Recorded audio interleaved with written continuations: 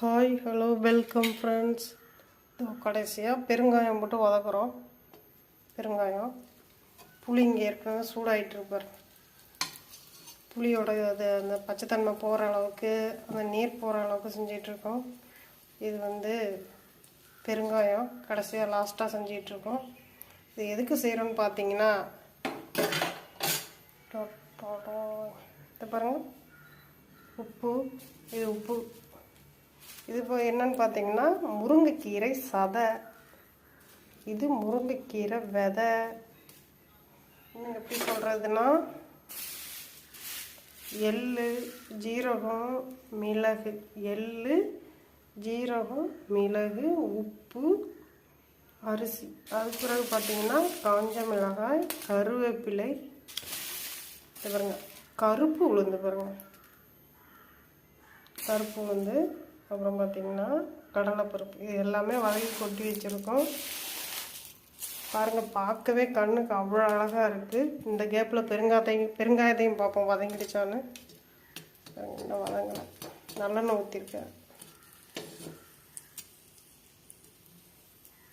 இது எல்லாமே லாஸ்ட்டாக வறுக்கிறது. வீடியோ எடுக்க ஆள் எல்லாமே லாஸ்ட்டாக நான் மட்டும் எடுத்துக்கிட்டு இருக்கேன். பொறுமையான தீயில் பொறுமையாக செஞ்சிட்ருக்கோம். பாருங்கள், இந்த முருங்கைக்கீரை சதை ஒரு 2 நாளைக்கு முன்னாடி தான் கிடச்சிது. முருங்கைக்காய். பாருங்கள், முருங்கைக்காய் விதை, முருங்கைக்காய் சதை கிடச்சிது. அதை எடுத்து இந்த மாதிரியான ஒரு இது பண்ண போகிறோம்.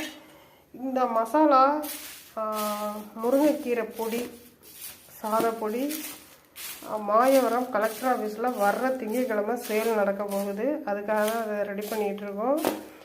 அது மட்டும் இல்லாமல் வாட்ஸ்அப்லேயும் நம்பர் தர்றோம். ஃபோன் பண்ணி கேட்டாலும் இந்த பொடி தர்றோம். முருங்கைக்கீரை பொடி தனியாக செய்கிறோம்.